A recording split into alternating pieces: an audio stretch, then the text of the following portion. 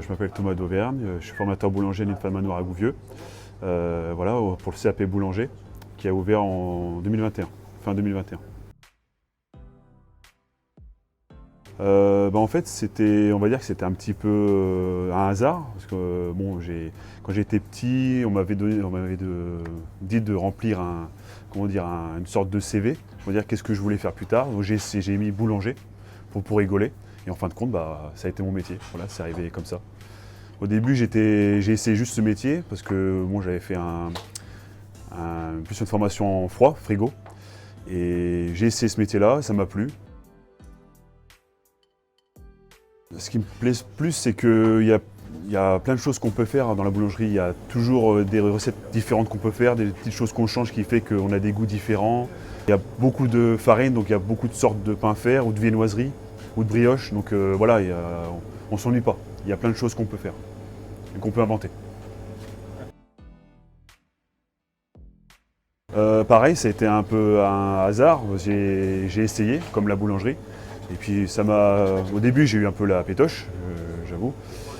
Mais après, bon, j'ai vu que l'apprenti il comprenait et voilà, et ce qui ressortait, voilà, il faisait des beaux produits, tout ça, ça m'a fait plaisir. Donc c'est là que ça m'a fait plaisir de transmettre mon métier aux apprentis. Franchement, au niveau de la formation, c'est super cool. Il est ouvert à la discussion sur tout et n'importe quoi. Dès qu'il y a quelque chose qui ne va pas, on peut parler avec lui et hop, ça change direct. Il donne la motivation de vouloir d'être boulanger en fait. Et après, du coup, avec l'apprentissage en même temps, l'entreprise, il y a un bon roulement et franchement, il arrive à suivre bien ce qu'on veut faire. Et franchement, au niveau formateur, pour le moment, je suis très content d'avoir Monsieur d'Auvergne. Honnêtement, il m'a apporté beaucoup de savoir, il m'a aidé, j'ai beaucoup appris grâce à lui et j'ai réussi à les connaissances que j'ai apprises à l'entreprise, je les ai approfondies au CFA avec le chef d'Auvergne. S'il y en a qui veulent faire la boulangerie, moi je serai là pour leur transmettre au mieux mon travail, au maximum. Même, voilà, même des choses que voilà, je veux les pousser à faire bien, mieux et même encore mieux, faire mieux que moi. Le plus, ça serait qu'ils fassent encore mieux que moi.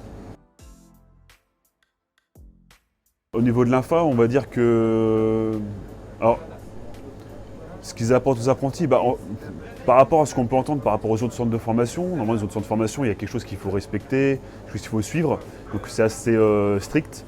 Là, l'INFA, j'ai envie de dire, je suis assez, je suis assez libre de choisir ce que je peux faire. Donc voilà, si un jour je peux faire une recette qui n'est pas dans l'examen, on peut le faire, quoi. Et du coup, on sort du CAP, les apprentis voient autre chose et ça leur fait plaisir, quoi. Pour la France, voilà, on est la France, pour la boulangerie, ça fait plaisir, quoi.